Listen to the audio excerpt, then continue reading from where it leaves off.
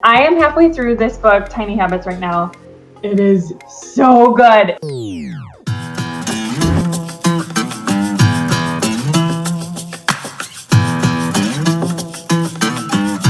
Hey there, well, welcome to another video on Jesus-focused intentional living. I'm Diana Kerr. I'm a certified professional life coach. And if you've been around for a while, you know that I use Power Sheets for goal setting, and I like to share my goals each month with you. This month, I'm going to try something different for this video. So all of my July goals, as well as my honest results on how I did on my June goals, are listed in a blog post, which I will link to below. But in this video, instead of simply explaining all my goals for this month in depth, like I've been doing in the past, I chose 6 tips that I want to share with you based on my June and July goals. And these tips are going to help you live life more intentionally, and if you set goals, to be more successful and purposeful with them. We're going to cover everything from super duper strategic content consumption to 3 things you need to incorporate to be successful with any habit, to incorporating God into your goals in a simple but powerful way. So if you love Jesus and you also love goals and time management and systems and minimalism, please hit subscribe so we can hang out again soon.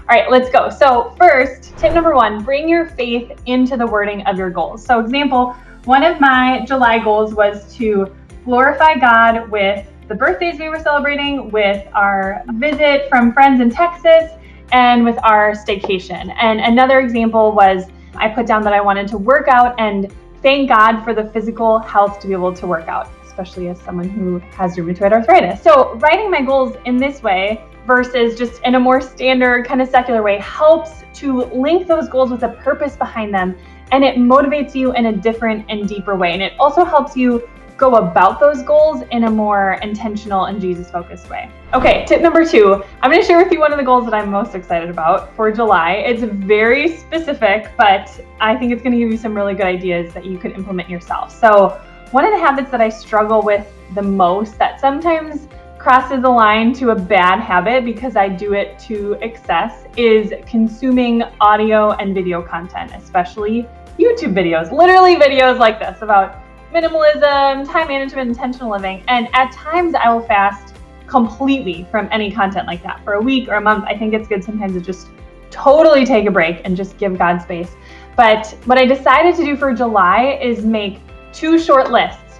1, when I am allowing myself to consume content, and 2, what exact content I'm allowed to consume. So I'm allowing myself to listen to that content guilt-free in these 4 situations, and these 4 situations only. When I'm 1, using my vitamin D panel, which I don't use much in summer anyway. 2, doing core compressions for 10 minutes a day to improve my diastasis recti. 3, eating food that kind of grosses me out. So I eat a lot of healthy food. Going back to the rheumatoid arthritis thing, I eat a lot of healthy food that I don't necessarily love. Like we just bought chicken livers and hearts from the farmer's market this last weekend. And so when I'm eating this stuff, I give myself permission to distract myself just to be able to get it down. And 4, I am allowing myself to listen to content after I get out of the shower, and I'm doing like self-tanner and moisturizer and stuff, which I wish I could say is every day, but not even close. Definitely don't shower every day. So and then I've got a list of 4 sources of content that I'm allowed to choose from at those times. 4 different types of content that I can listen to, like from different people or organizations, kind of based on my priorities and values for this month. And then when I'm in the car, I can either have no audio on or listen to worship music or catch up on Voxer messages with friends. So this little system has already been working really well, and I'm tracking my success on a weekly basis. So each week is either a pass or a fail. So you might want to try something like this for yourself if this is something that you struggle with. Okay, number 3, I have realized that this is a very helpful realization, that having weekly or daily habits that I'm tracking on my Power Sheets is really helpful to get me to do them when they're on my Power Sheets. However, you can see like these are the daily habits down here. When I stop tracking that habit in a future month so that I can track some other new things instead, that habit doesn't always stick as well as I'd like to, because I tend to get more focused on checking off the box than actually setting up a habit I'm motivated to sustain and able to sustain And I am halfway through this book, Tiny Habits, right now.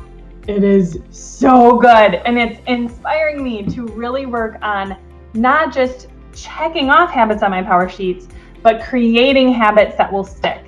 And I've read other books on habits, like all the main books, but this one, it's good. So even if you've read other habit books, I would still recommend it. And like, this book is written by this highly credible Stanford behavioral scientist who has had success with helping thousands of people. And I'll just share with you one little thing from the book. He says that in order for us to behave in a certain way, either good or bad, we have to, 1, want to do it. We have to be motivated to do it. 2, we have to have the ability to do it. And 3, there has to be something that prompts us to do it. And so here are my power sheets. There are only 7 spaces for daily habit tracking, which I think is plenty. It's more than enough. But I don't want to have only 7 good habits in my life or have 7 habits each month that keep changing month to month. And once I stop tracking them, I lose steam and I barely do them anymore. No, what I want to do is use the habit section to track new habits that I'm working on, get those habits to a point where I don't need to track them to be successful. And then I can add in 1, 2, 3 new habits in the following month and just continue to grow and evolve as a human and as a Christ follower. I mean, maybe we should call this a sanctification tracker. Just kidding. Okay, before I get to number 4, a quick PSA to say, if you're not on my email list yet, I've got a free workbook for you that you can snag by clicking the link below, dianakerr.com/workbook. So go see what that workbook's about. You know you want to. All right, number 4, it's okay to cross something off at any point in the month without doing it. Listen, when you set your goals for the upcoming month, the only one who knows exactly how that month is going to go is God. You're not always going to set perfectly realistic goals. So if you realize at some point in the month that a goal is definitely not going to happen, just draw a line through it. You can transfer it to next month, or you can just let it go completely and never do it at all. I did this with a goal for this month that was related to getting involved with some advocacy for a cause that's personal to me. And I realized probably around July 10th that goal was not a priority this month, considering that we are moving to a new house. And I think it's Greg McKeown in Essentialism who says, if everything's a priority, then nothing is. So if a life coach sometimes realizes that she did not set very wise goals and has to change her goals, then you for sure are definitely allowed to change your goals too. Last I checked, the law in this country and in the Bible does not ban you from changing goals, which means you are free to do pretty much whatever you want here, as long as it's gonna serve you, serve God, serve others. I actually did this last month too, with numerous goals, because I set my June goals and then a few days later we had an accepted offer on a house. So I sat down, I changed up a bunch of my goals, and I have a video about that, about how to change your goals, whether that's yearly goals, monthly goals, quarterly, whatever, when things don't go according to plan. So I'll link to that video below. And this totally goes for your to-do list too. Even if you don't have goals, you have permission to change up your to-do list or your schedule whenever it becomes necessary. Even halfway through the day, you can adjust your to-do list for the rest of the day. Just try it. All right, number 5. Tracking what time I go to bed and how many hours of sleep I get, I am realizing is not just good accountability to get good sleep, but it's actually been really helpful data too, for me to be able to see what's optimal for my body. Obviously, I don't want to sleep more than I need to. There's good work to be done in the kingdom of God. And I also don't want to be sleep deprived and not function my best if I can help it, because again, there's good work to be done in the kingdom of God. So having this data on my sleep is helping me see how much sleep is actually optimal for me. Now, I think some of us can go way overboard on data collection and we can become kind of robotic in our lives and obsessed and do a bit too much navel gazing, tracking 100 different things every single day. But I will just say, think right now as you're listening to this about an area that's either a huge priority for you or is a huge pain point, and then brainstorm some ideas of how you could collect just a bit of very intentional data that might help you make progress in that area. Okay, final tip, number 6.